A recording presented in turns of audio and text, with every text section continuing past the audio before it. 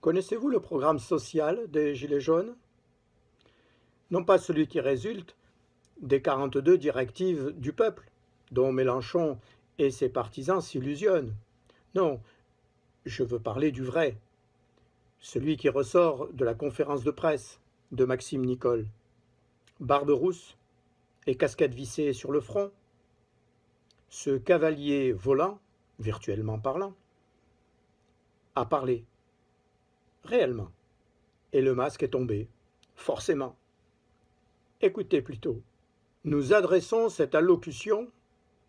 Oula, c'est une adresse officielle.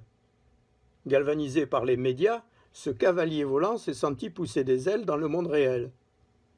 Il n'empêche, pour un mouvement qui récuse toute représentation, avouez que comment parler au nom de tous quand on ne représente que soi-même? Ce « nous adressons » pose problème. Voilà un problème qui eût mérité d'être soulevé par les journalistes, non? Vous ne pensez pas? Mais bon, passons. Et entrons dans le vif du sujet. Enfin, dans les deux sujets, le pouvoir d'achat et le référendum. S'agissant du pouvoir d'achat, je cite, « Nous, Gilets jaunes, exigeons une baisse sérieuse de toutes les taxes et impôts sur les produits de première nécessité.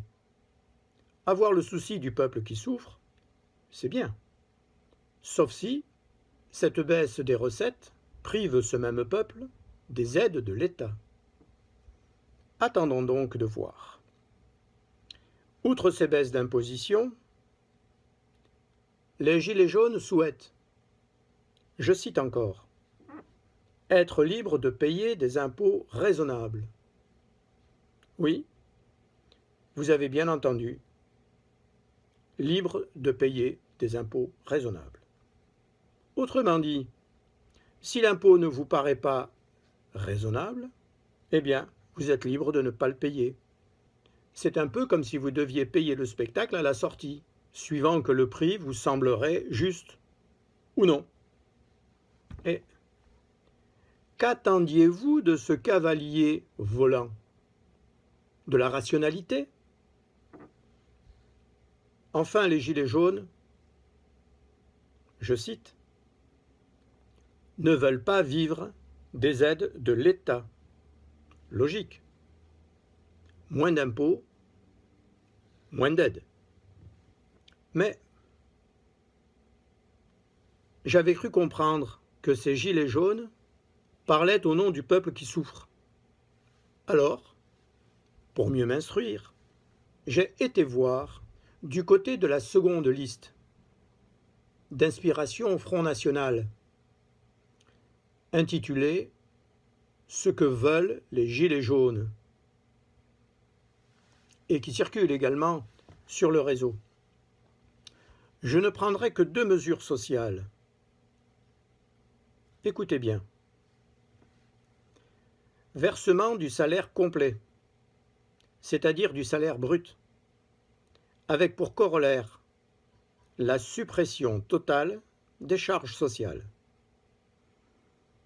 D'où l'autre mesure, liberté de choisir son assurance santé et celle de son assurance chômage. Autrement dit, vous percevez votre salaire brut et vous vous prenez en charge pour votre santé, la vôtre et celle de votre famille. Excite la solidarité nationale, les allocations familiales et pour tout dire, la sécurité sociale. Voilà comment il faut entendre ces Gilets jaunes lorsqu'ils demandent ne pas vouloir vivre des aides de l'État. Ah, elle est belle la solidarité dans ce réseau social des Gilets jaunes.